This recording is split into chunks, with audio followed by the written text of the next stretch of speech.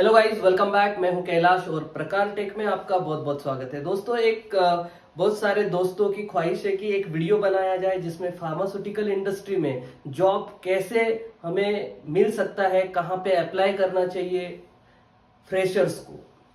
तो दोस्तों, फ्रेशर्स के लिए बहुत सारे ऐसे हिडन जॉब्स अवेलेबल है फार्मा में, जो आपको कॉलेजेस या फिर इंस्टीट्यूट्स या फिर आपको कहीं ऑनलाइन देखने को नहीं मिलेंगे। क्योंकि ये जॉब कैसे होते हैं ना, इसको थ्योरेटिकली आपको स्टडी नहीं करना पड़ता है। ये स्टडी आपको कोई कॉलेज में या इंस्टीट्यूट में या फिर आप कहीं पे क्लास लगा लो तो आपको कोई बताएगा नहीं कि ये कैसे करते हैं।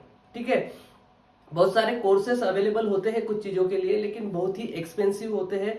और एंड ऑफ द वीडियो में आपको कुछ ऐसी चीजें बताऊंगा कि जिससे आप वो कोर्स फ्री में कर सकते हो और सीख सकते हो।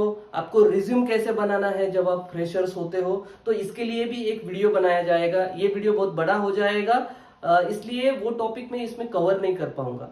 लेकिन मैं आपको वो कौन सी वैकेंसीज होती है जो हिडन होती है और इजीली आप उसमें जॉब आपको मिल सकता है। तो बेसिकली ये वीडियो मैं फ्रेशर्स के लिए बना रहा हूं, वो आईटीआई हो, वो एमएससी हो, बीएससी हो या फिर डिप्लोमा हो, कोई भी ट्रेड रहने दो, कोई भी फैकल्टी रहने दो, डिग्री हो, लाइक मैकेनिकल हो सकता है, इंस्ट्रूमेंटेशन हो सकता है, इलेक्ट्रिकल एएनटीसी हो सकता है, ईई हो सकता है, और आईटीआई के भी सारे ट्रेड्स। जो टेक्निकल लोग हैं, जो फ्रेशर्स होते हैं, उनको अगर 2-3 महीने में ये स्टडी कर लिया जाए, अगर ये स्टडी कर लिया जाए तो इजीली इनको फार्मास्यूटिकल, केमिकल्स, एपीआई इंडस्ट्रीज में जॉब मिल सकती है। तो इसके लिए आपको क्या करना होगा ये भी मैं आपको गाइड करूंगा। लेकिन आज का टॉपिक है कि ये वैकेंसीज कौन सी होती है, ये आप मतलब इनको पहले समझना बहुत जरूरी है कि एग्जैक्टली क्या होती है ये वैकेंसीज। देखिए, मैं आपको बताना चाहूंगा कि अगर फार्मास्यूटिकल इंडस्ट्री में हम लोग इंटर करना चाहते हैं, केमिकल इंडस्ट्री में एंटर करना चाहते हैं, पेस्टिसाइड इंडस्ट्री में इंटर करना चाहते हैं, तो बेसिकली देखिए, बहुत सारे लोग होते हैं जो कैंपस में सेलेक्ट हो जाते हैं।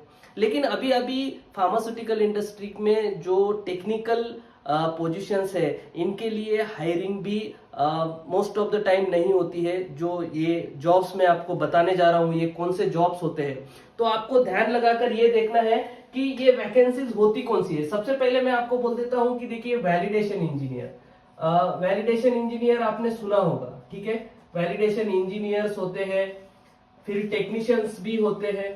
ठीक है, टेक्नीशियन भी होते हैं, वैलिडेशन इंजीनियर और टेक्नीशियन। वैलिडेशन एग्जीक्यूटिव्स भी होते हैं और वैलिडेशन मैनेजर्स भी होते हैं। लेकिन इसके लिए कोई कोर्स अवेलेबल नहीं है मार्केट में कि आप जाओगे और मैंने वैलिडेशन इंजीनियर का क्लास कर लिया और सीख लिया और जॉब मिल जाएगा। नहीं, ये थ्योरेटिकल कोर्स अवेलेबल नहीं है, ये ऑन फील्ड हमको सीखना पड़ता है। जब आप कंपनी में इंटर कर जाते हो तब आपको वैलिडेशन के बारे में आप सीख सकते हो, वहां पे एक्सपीरियंस ले सकते हो, उसमें आप अपना करियर ग्रो कर सकते हो। तो इसमें कैसे जाना है ये भी मैं आपको बताऊंगा कि वैलिडेशन इंजीनियर बनने के लिए क्या करना पड़ता है। मिनिमम आपको यहां से 20 to 35K तक की सैलरी मिल जाती है फ्रेशर्स को। ठीक है, और एक्सपीरियंस होने के बाद आप इमेजिन नहीं कर सकते हैं, मोर देन 10 lakhs आपको 4 to 5 years में आपका जो है पर एनुअल पैकेज आपको इस वैलिडेशन इंजीनियर में और टेक्नीशियन की पोजीशंस में मिल जाता है।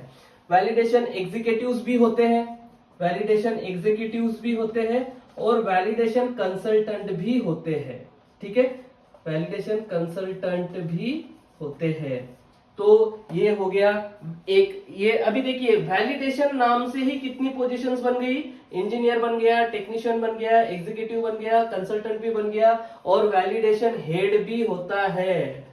वैलिडेशन हेड, तो वैलिडेशन हेड की भी सैलरी बहुत ज्यादा होती है जो वैलिडेशन डिपार्टमेंट हैंडल करता है। लेकिन इसके लिए आपको कहीं पे कोई कोर्सेस अवेलेबल नहीं मिलेगा, ये फील्ड पे आपको सीखना पड़ता है। आपको जब कंपनी में इंटर कर जाओगे तो वहां पे आपको कंपनी में जो प्रोसीजर्स होती है वो पढ़नी है, सीखनी है और नॉलेज भी लेना है।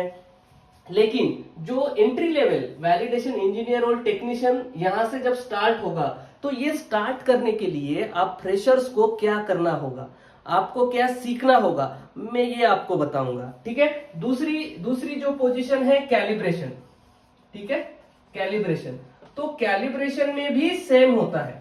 कैलिब्रेशन इंजीनियर हो गए, कैलिब्रेशन टेक्नीशियन होगा, कैलिब्रेशन एग्जीक्यूटिव होगा और कैलिब्रेशन कंसल्टेंट भी होते हैं। अभी ये दोनों पोजीशन का जो है थेरोटिकली कोई कोर्स अवेलेबल नहीं है, ये आपको ऑन फील्ड ही सीखना पड़ेगा।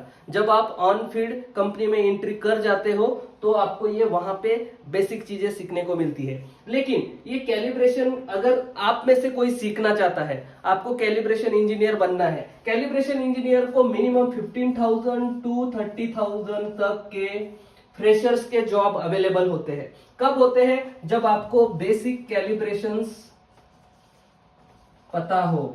तो बेसिक कैलिब्रेशन सीखने के लिए मेरा खुद का एक कोर्स अवेलेबल है, उसमें आपको मिनिमम 60 इंस्ट्रूमेंट कैसे कैलिब्रेशन करते हैं ये पढ़ाया जाएगा, सिखाया जाएगा। उनके कैलिब्रेशन सर्टिफिकेट कैसे बनाते हैं, उसका रिज्यूमे कैसा प्रिपेयर करना है, आपको इंटरव्यू में क्या सवाल पूछे जाएंगे और कैलिब्रेशन इंजीनियर का रिज्यूमे कैसा होता है। Best most of important thing, वो फ्रेशर के हिसाब से आपको सीवी भी प्रिपेयर करके दिया जाएगा।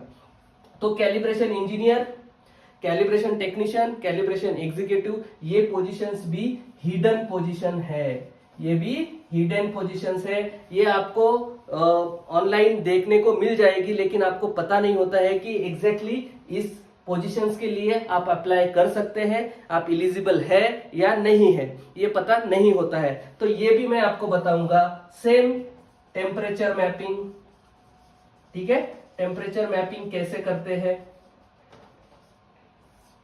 इसके लिए भी टेम्परेचर मैपिंग के लिए टेक्नीशियंस, एग्जीक्यूटिव्स, इंजीनियर्स और इवन द टेम्परेचर मैपिंग जो है ये वैलिडेशन में ही आता है, लेकिन जो टेक्नीशियंस होते हैं, इंजीनियर्स होते हैं, वो अलग होते हैं। तो ये भी हिडन वैकेंसीज है, ये भी कोई आपको सिखाएगा नहीं, आपको सीखना पड़ेगा, ऑन फील्ड सीखना पड़ेगा, स्टडी करना पड़ेगा। क्या स्टडी करना पड़ेगा, कौन सा गाइडलाइन आपको जान लेना चाहिए, ये सारी चीजें मैं आपको बताने वाला हूं। आपको टेंशन लेने की जरूरत नहीं है। आप बस इस चैनल पर नए हो तो चैनल को लाइक और सब्सक्राइब करना मत भूलिए, क्योंकि आने वाले वीडियोस फ्रेशर्स के लिए बहुत इंपॉर्टेंट होंगे। उसमें डे टू डे मैं आपको ये बताने वाला हूं कि आपको सीवी कैसे प्रिपेयर करना है, आपको इंटरव्यू में क्या क्वेश्चंस पूछे जाएंगे, आपको कौन सा नॉलेज लेना चाहिए, आपको कौन सा बेसिक चीजें पता होना चाहिए। जैसे कि फार्मा में आपको अगर इंटर करना है तो आपको सबसे पहले जीडीपी, जो गुड डॉक्यूमेंटेशन प्रैक्टिसेस होती है, वो पता होना है।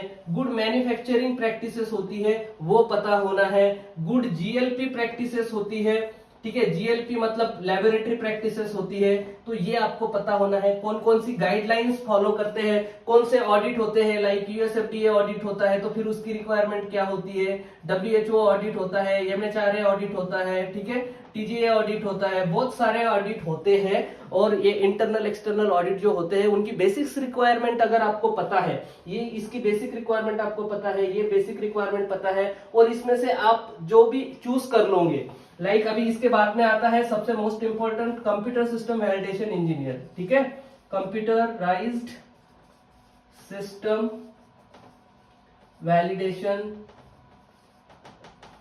और ये कंप्यूटराइज्ड सिस्टम वैलिडेशन में ये सारी post, technician, engineer, executive, consultant, ये भी हिडन वैकेंसीज है। तो ये भी आपको प्रैक्टिकली कोई सिखाएगा नहीं। हो सकता है कि आपको थ्योरेटिकली कोई सिखा दे कि भाई कंप्यूटराइज्ड सिस्टम वैलिडेशन में जो होता है, वैलिडेशन कैसे करते हैं, आईक्यू, यूआरएस, समथिंग समथिंग जो भी है, ये सारे टॉपिक पे मेरे चैनल पे आपको वीडियोस मिल जाएंगे क्या होते हैं। लेकिन जो फ्रेशर्स होते हैं, फ्रेशर के हिसाब से उनको क्या पता होना है, ये मैं आपको सिखाऊंगा। इसके लिए आपको चैनल सब्सक्राइब करके रखना है ताकि वो वीडियोस मिस ना हो। मतलब जो रियली चाहते हैं कि मैं फार्मा में इंटर करूं, अदरवाइज आपका टाइम वेस्ट मत कीजिए, मेरा भी टाइम वेस्ट नहीं करना है, ठीक है।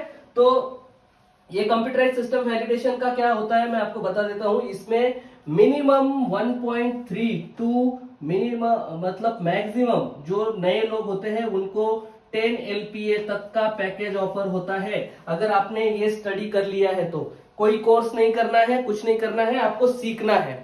आपको सीखना है रेगुलेटरी रिक्वायरमेंट क्या है, यूआरएस क्यों होता है, आईक्यू ओक्यूपीक्यू क्यों होता है, सिस्टम क्यों रिलीज करते हैं। ये चीजें अभी आपको समझ में नहीं आएगी। अगर आप मेरे वीडियो देख चुके हो तो समझ में आ सकती है। यहाँ पे देखिए ये साइड में जो आपको वीडियो दिख रहा है सीएसवी का, ये आप देखिए, ये बेसिक आपको पता चलेगा। ठीक है, जैसे टेम्परेचर मैपिंग क्या होती है मैंने वीडियो बना के रखा है, ये वाला वो वीडियो है।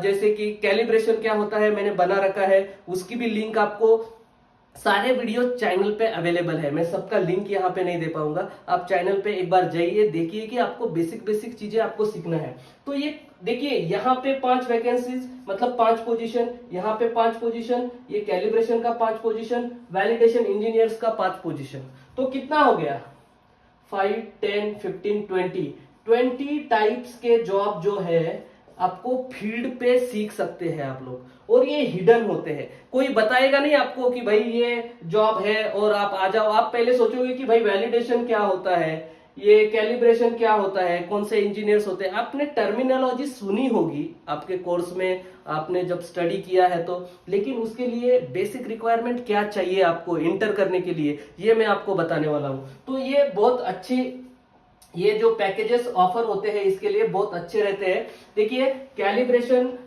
टेम्परेचर मैपिंग, वैलिडेशन इंजीनियर, ये सारों के लिए जो रिक्वायरमेंट है इसका मैं आपको एक एक डिटेल में बताऊंगा। फ्रेशर्स को, जो लोग कैलिब्रेशन फुल्ली सीखना चाहते हैं, कैलिब्रेशन एक्सपर्ट होना चाहते हैं, 3 महीने में मैं उनको पूरा एक्सपर्ट कर दूंगा।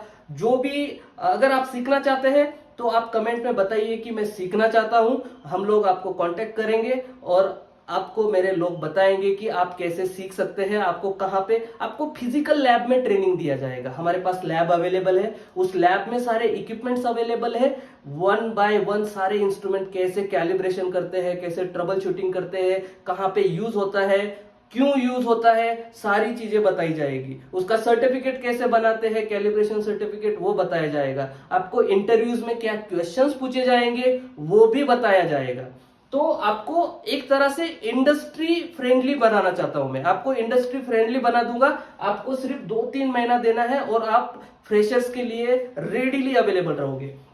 कोर्स में आपको जीडीपी क्या होता है, जीएमपी क्या होता है, जीएलपी क्या होता है, ऑडिट्स क्यों होते हैं, ऑडिट्स की रिक्वायरमेंट क्या होती है, सारी चीजें बताऊंगा। तो दोस्तों ये वीडियो में सिर्फ मैं ये बताना चाहता था कि ये सारी हिडन पोजीशंस होती है और मैं आपको इसमें हेल्प कर सकता हूं फ्रेशर्स अप्लाई करने के लिए, फ्रेशर्स जॉब मिलाने के लिए। तो आप चॉइस कीजिए कि आपको कौन सा इंजीनियर बनना है, कमेंट कीजिए and then I will contact you. तो इस वीडियो में मैं सिर्फ इतना ही बताना चाहता था। आने वाले वीडियो में हम डिटेल में डिस्कस करेंगे। तब तक के लिए थैंक यू सो मच। और एक बार फिर से आप चैनल को सब्सक्राइब करना मत भूलिए ताकि आप आने वाले वीडियोस मिस ना कर सको। Thank you so much.